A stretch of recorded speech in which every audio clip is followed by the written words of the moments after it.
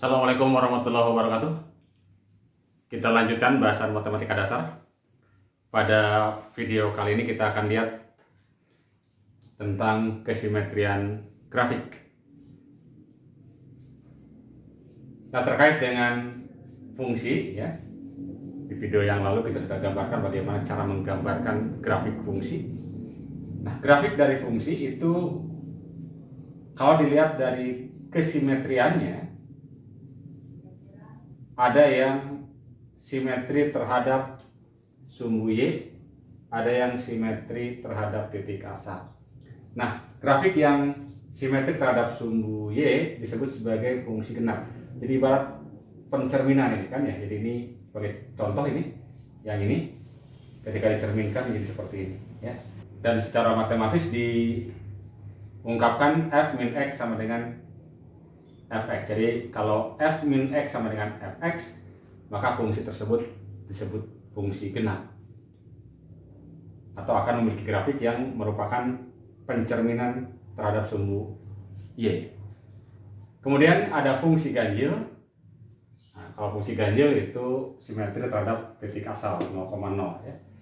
Kira-kira bentuknya seperti ini, dan secara matematis F min X sama dengan min Fx. Jadi ini hanya satu contoh grafik saja ya.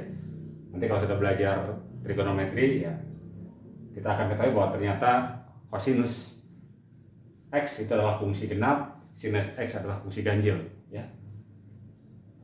Kita lihat contohnya. Kita ingin periksa apakah fungsi-fungsi ini adalah fungsi genap atau fungsi ganjil.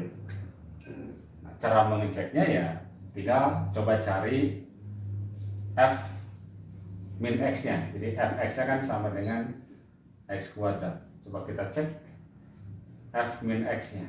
Jadi kalau F min X berarti kan sama dengan apa? Menggantikan X oleh apa? Min X. Berarti min X dikuadratkan sama saja dengan apa? X kuadrat. Dan dari sini kita bisa lihat bahwa ternyata F min X sama dengan Fx. Ini menunjukkan bahwa Fx sama dengan X kuadrat adalah fungsi apa ini? Fungsi genap ya. Fungsi genap.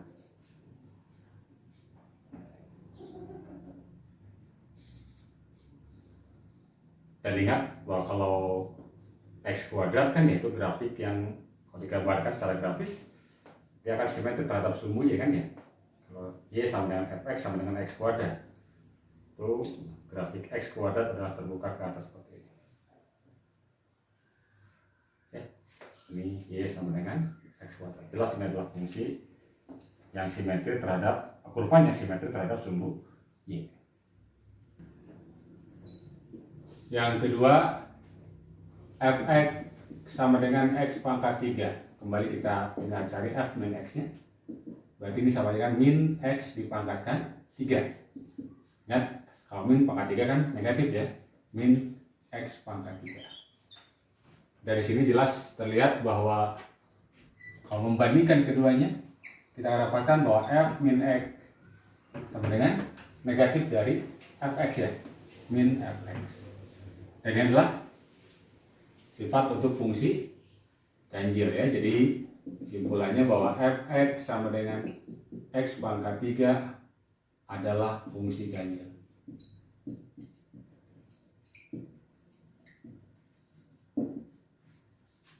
Dan memang kalau kita gambarkan secara grafis, di grafiknya kalau kita gambarkan, ini Y, ini adalah X, ini kira-kira kurva X pangkat 3 adalah seperti ini ya. Jadi simetri terhadap titik asal. Oke. Nah, bagaimana kalau X pangkat 3 ditambah dengan X pangkat 2? Fx sama dengan X pangkat 3 ditambah dengan X pangkat 2. Maka kita cek dulu min Fx-nya, F min X-nya. Berarti min X dipangkatkan 3 ditambah dengan min X dipangkatkan 2. Hasilnya apa? Hasilnya adalah ini min X pangkat 3 ditambah dengan X kuadrat. Jelas bahwa F min X dengan Fx itu tidak sama. Ya. Jadi F min X tidak sama dengan Fx. Nah, berarti kalau begitu ini bukan fungsi genap. Bukan fungsi genap. Lalu kita cek lagi apakah F min X sama dengan min Fx. Kalau Fx ini kita negatifkan, maka berarti ini harus apa? Ini negatif, ini juga apa? Negatif. Sementara apa? Ini negatif, ini apa? Positif. Jadi tidak sama juga. Nah, karena itu maka Fx sama dengan X pangkat 3 ditambah dengan X kuadrat bukan fungsi genap atau juga bukan fungsi ganjil ya. Dan pula fungsi ganjil. Oke. Jadi tanpa melihat grafiknya, tanpa menggambarkan grafiknya, kita bisa mengetahui apakah suatu fungsi itu simetri terhadap sumbu vertikal, sumbu Y, atau simetri terhadap titik asal dengan cara melihat hubungan antara F min X dengan Fx. Apakah sama? Ya, apakah F min X sama dengan Fx atau apakah F min X sama dengan min Fx?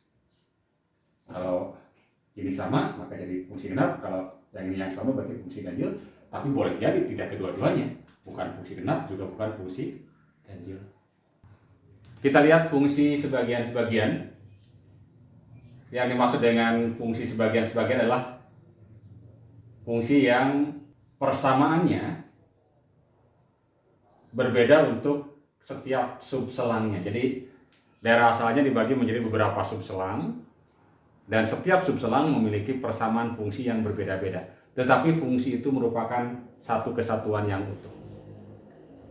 Analoginya adalah kalian misalnya mengikuti tes masuk ke satu perguruan tinggi. Ada yang lulus lewat jalur SNMPTN, ada yang lulus lewat jalur SBMPTN, ada yang lulus lewat jalur ujian mandiri misalnya. Nah, masing-masing tentu saja akan berbeda tingkat persaingannya, ya. Jadi domainnya atau yang daftarnya beda-beda katakan saja, ya. Dan aturan kelulusannya juga berbeda, ya. Tidak akan sama, ya. Karena itu fungsinya boleh dikatakan berbeda-beda, tetapi merupakan satu kesatuan yang utuh, ya. Ya, satu kesatuan yang utuh, ya. Jadi baik dari SNMPTN, SBMPTN maupun UM, ya, nanti ujung-ujungnya sama-sama diterima di perguruan tinggi yang sama. Jadi secara matematis mungkin bisa diungkapkan begini, kalau ada fungsi ini hanya contoh saja ya, karena boleh saja domainnya atau subselangnya banyak. Jadi Fx aturannya adalah F1x ketika atau pada domain df1, kemudian F2x kalau domainnya df2, subdomainnya ya. Kemudian F3x df3 atau subselang ya, subdomain. Jadi di sini kalau dicontohkan ada suatu grafik, ini aturannya beda. Untuk X kurang dari A, ya, untuk X kurang dari A, misalkan ini adalah F1, ya, saya ini F1, ini F2, ini F3. Maka ini bisa dituliskan bahwa kasus ini Fx-nya adalah F1 untuk X kurang dari min A misalnya, kemudian F2 untuk X antara min A, katakan masuk begini, dan B, kemudian F3 untuk X lebih besar sama dengan B, ya. Oke, kita lihat contohnya. Kita akan gambarkan bagaimana cara menggambarkan grafik ya untuk fungsi sebagian-sebagian. Pertama adalah mutlak X. Nah, ini mutlak X merupakan fungsi sebagian-sebagian. Karena ingat bahwa dengan mengingat definisi nilai mutlak X sama saja dengan apa? Ingat definisinya, X kalau X-nya lebih besar atau sama dengan 0, kemudian min X kalau X-nya kurang dari 0. Sehingga kalau kita gambar,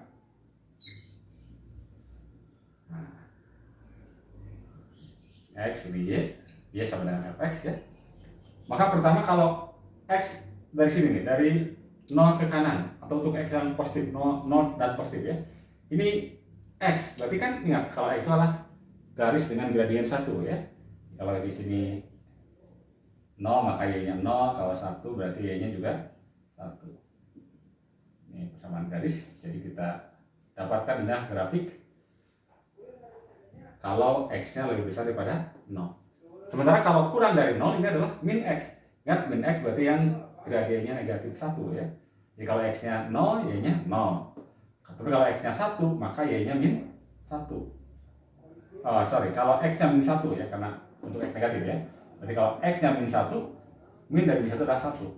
Nah, maka gambarnya seperti ini. Ini adalah grafik fungsi dari mutlak X. Fungsi genap atau fungsi ganjil? Kalau dilihat ini kan cerminan kan ya, cermin terhadap sumbu apa? Sumbu Y, maka ini adalah fungsi genap ya. Bagian B yang kedua, kita ingin gambarkan grafik ini ya. Nah dari sini kita lihat bahwa subselangnya atau subdomainnya menjadi ada 3 ya. Kita gambarkan dulu di sini. Jadi domainnya dibagi 3, batasnya dari min 2 ke kiri, antara min 2 sampai 2 dan 2 ke kanan. Untuk yang kurang dari min 2 berarti sebelah kiri, fungsinya adalah sama dengan X. Ingat itu kan garis lurus ya. Cukup menggambarkan 2 buah titik saja ya. Karena berada sebelah kiri min 2, misalkan ambil titiknya min 3. Kalau min 3 berarti Y-nya min 3 juga, berarti di titik ini ya. Kemudian seandainya min 2 masuk, maka ini juga min 2. Jadi di sini satu titik lagi di sini ya.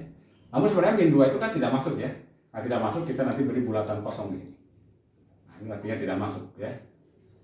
Titik ini tidak masuk ke dalam grafik. Kita hubungkan grafiknya fungsi ini kan gitu ya. Ini grafik Y sama dengan X. Y sama dengan X. Untuk X kurang dari min 2. Kemudian antara min 2 dan 2, ini fungsinya fungsi kuadrat. Ingat kalau fungsi kuadrat, nah, kita ambil dari min 2 kemudian kan ya. Kalau min 2 berarti dikuadratkan berapa? 4 ya. Di sini nih, oke, lebih tinggi. Kalau min 2 maka 4 di sini. Namun tidak masuk, min 2 nya masuk ya? Oh masuk, oke. Kalau masuk maka bulatannya penuh. Kemudian ingat kalau min 1 adalah 1 sini. Kemudian kalau 0 adalah 0 kuadrat. Kalau 1, kalau 2 adalah 4. Jadi ingat fungsi kuadrat Pak. Ini ya. Nah di sini di 2 tidak masuk nih domainnya ya. Di 2 bukan. Maka ini bulatan kosong. Oke. Berikutnya untuk lebih besar daripada 2 sama dengan ya, sama dengan. Nah, ya. Lebih besar sama dengan 2, nilainya konstan 3, fungsi konstan 3. Jadi dari mulai 2 nilainya 3 di sini. Nah, ini berarti 2-nya masuk konstan. Oke. Ini gambar grafik untuk bagian B ya, bagian B.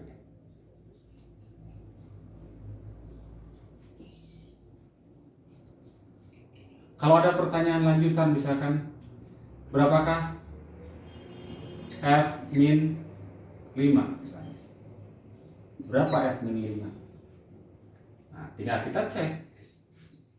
Min 5X sama dengan min 5 itu anggota dari domain yang mana? Misalkan kalau ini diambil di sebagai domain pertama DF1, ini adalah DF2, ini adalah DF3. 3 misalnya ya. Kita bisa lihat bahwa X min 5 adalah anggota dari DF1. Berarti untuk mendapatkan F5, F min 5, masukkan ke rumus yang ini kan ya, X. Berarti min 5. Berapa F1?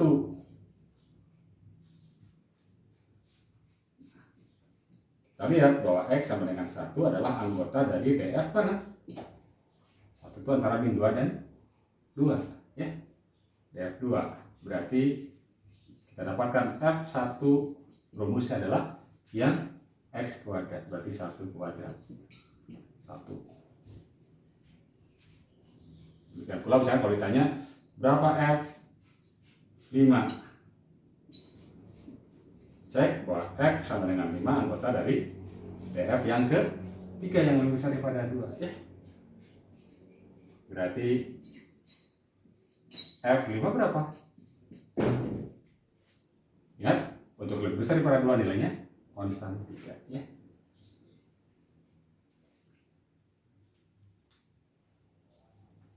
Oke, ini fungsi sebagian-sebagian. Ada yang menyebut sepotong-sepotong, ada yang menyebut piecewise pakai bahasa Inggris lah ya. Silakan saja, intinya yang seperti ini ya fungsinya ya. Kita lanjutkan ke fungsi komposisi. Nah, kalau kita bicara fungsi ya, fungsi boleh dibayangkan sebagai sebuah sistem yang terdiri dari input dan output. Jadi kalau misalkan bayangkan G-nya belum ada ya, kita punya satu sistem atau yang menyatakan relasi dari dua himpunan. Kalau misalnya inputnya adalah X, Fx, F itu memetakan X menjadi Fx.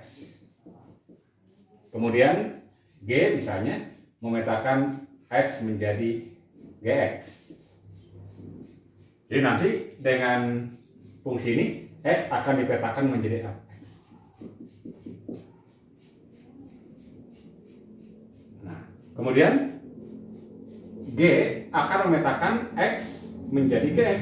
Nah, sekarang kalau misalkan input dari G adalah Fx, maka berarti ketika ini diganti menjadi Fx, maka berarti akan dipetakan menjadi G dari Fx. Jadi G akan memetakan Fx menjadi Gfx, sehingga outputnya di sini menjadi G dari Fx. Nah,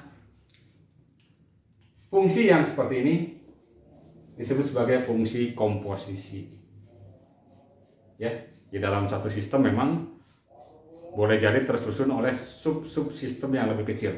Sistem pendidikan nasional misalkan dimulai dari SD, lulusan SD nanti masuk SMP, lulusan SMP masuk SMA atau SMK atau MA ya. Kemudian berikutnya masuk perguruan tinggi. Nah, tentu saja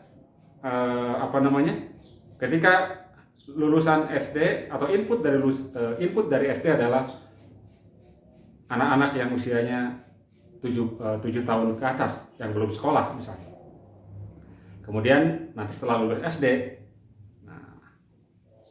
masuk SMP, bisa seluruhnya, bisa sebagian.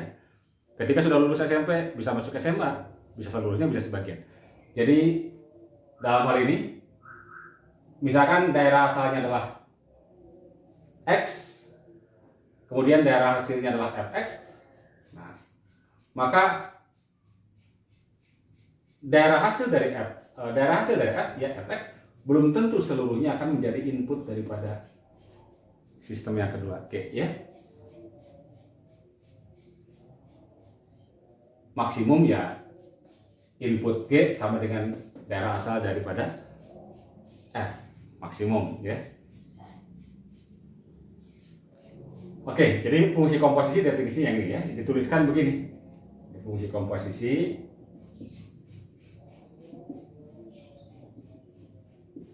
dituliskan bahwa G O F dari X sama dengan G dari fx.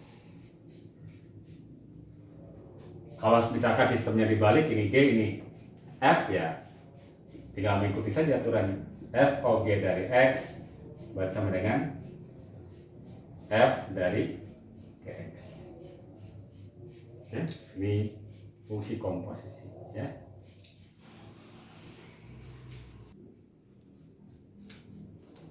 Sebagai contoh, ini adalah contoh yang ketiga dalam video ini ya. Misalkan kita punya fx sama dengan akar x dan gx sama dengan x kuadrat. Tentukan g o f x.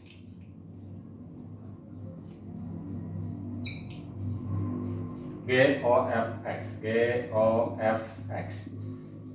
Ini berarti sama dengan g dari fx.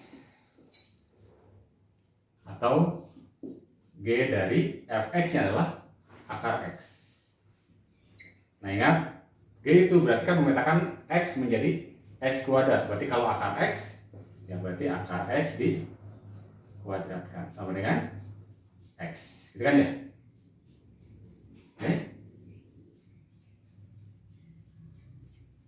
Yang kedua, GOF min 1.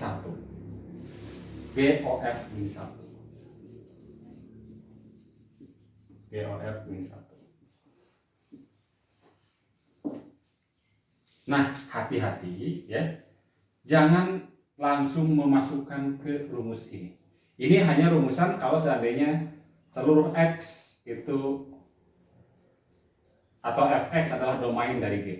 Ya, ini hanya rumusan. Nanti sebenarnya ada daerah asal dari GOF itu sendiri. Ya, jadi jangan langsung, sekali lagi, jangan langsung masukkan min 1 ke sini sehingga GOF dari min 1 adalah min 1. Kita harus cek dulu di sini ya. Karena GOF itu adalah GOF min 1 sama dengan G dari F min 1. Jadi kita harus cari dulu F min 1. Nah, F min 1 sini ya. Cek dulu apakah X sama dengan min 1 anggota dari DF atau bukan. Oke. Jadi kalau kita perhatikan di sini bahwa Fx sama dengan akar X ini hanya akan berlaku kalau apa? Kalau X-nya positif atau 0 kan ya. Jadi dari satu dulu, dari Fx sama dengan akar X, kita akan dapatkan bahwa DF-nya atau daerah asal dari F-nya kalau X-nya positif atau 0, berarti dari 0, 0-nya masuk ya, 0 sampai 3. Sehingga kalau kita lihat X sama dengan min 1, anggota dari sini atau bukan? Bukan, dicoret ya, bukan anggota DF. Karena bukan anggota DF, maka berarti F min 1 tidak didefinisikan.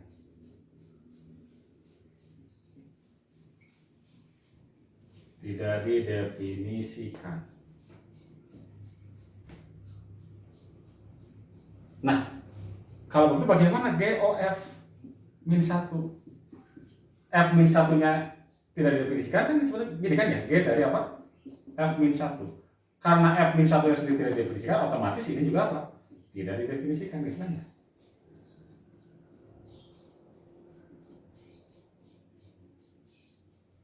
Ya.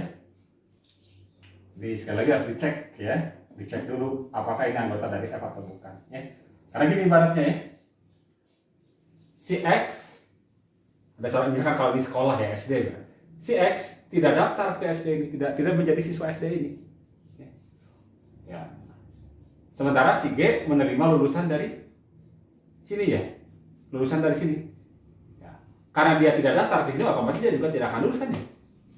Dan karena itu maka dia juga tidak akan apa? Tidak bisa daftar ke G. Gitu. Ya. Oke, jadi sekali lagi karena min 1 bukan anggota dari DF, maka dia tidak didefinisikan, otomatis GOF min 1 juga tidak didefinisikan. Nah, hati-hati tadi, kenapa tidak boleh dimasukkan langsung ya? Justru karena apa? Kalau kita masukkan langsung ke sini secara matematis, ini jadi ada. Jadi kalau F min 1, GOF min 1 berarti kan kalau masuk ke rumus ini apa? Jadi min 1 kan ya. Padahal si min 1 sendiri bukan anggota dari F, ya. Jadi bisa menjebak rumus ini ya. Meskipun ini benar rumusnya ya. Tapi sekali lagi ketika memasukkan nilai maka harus dicek dulu. Yang C yang dicari adalah GOF 1. Nah, cek lagi 1, X sama dengan 1 anggota dari DF atau bukan. Ternyata anggota dari sini kan ya 1 di sini ya. Berarti kita bisa dapatkan F-1, F1. F1 sama dengan apa? Memetakan X menjadi akar X, berarti akar dari 1 alias 1. Sehingga kita akan dapatkan GOF 1 berarti G dari F1 atau G dari 1 gitu kan ya, karena F1 adalah 1 dan G memetakan dari X menjadi apa? X kuadrat, ini 1 kuadrat alias 1. Atau boleh untuk kasus ini karena X anggota dari DF kita masukkan ke sini, sama saja boleh ya. Tapi sekali lagi harus tetap dicek ininya ya. Kemudian yang D, nah dibalik saja F O GX berarti F dari GX berarti F dari X kuadrat, karena GX X kuadrat ya. Ini berarti akar dari X kuadrat ya. Akar dari X kuadrat adalah X ya. Oke, kita sama ya. Sekarang FOG 0, kita cek 0. 0 itu anggota dari G atau bukan? Nah, karena GX-nya adalah X kuadrat. Kalau GX X kuadrat bagaimana DF-nya? Nah, perhatikan ini kan domainnya seluruh bilangan real kan ya? Tidak ada masalah karena tidak melibatkan akar, juga tidak melibatkan penyebut ya. Jadi ini domainnya adalah dari min hingga sampai hingga seluruh bilangan real. Karena itu baik 0 maupun min 1 akan merupakan anggota dari sini ya. Di X sama dengan 0 anggota dari DG ya. Dari DG maka bisa dipastikan G0-nya ada. G0-nya berapa? Masukkan sini kan ya, 0 berarti kan. Sehingga FOG 0 sama dengan F dari G0. G0 nya adalah 0 ya. F dari G0 atau F0 masukkan ke sini akar 0. Kemudian yang F X sama dengan min 1 juga anggota dari DG, sehingga G min 1 akan ada nilainya, berarti min 1 dikuadratkan ya, sehingga FOG min 1 berarti F dari G min 1 atau F dari G min 1 nya adalah 1 ya, masukkan ke ini akar 1. Akar 1 adalah 1. Oke?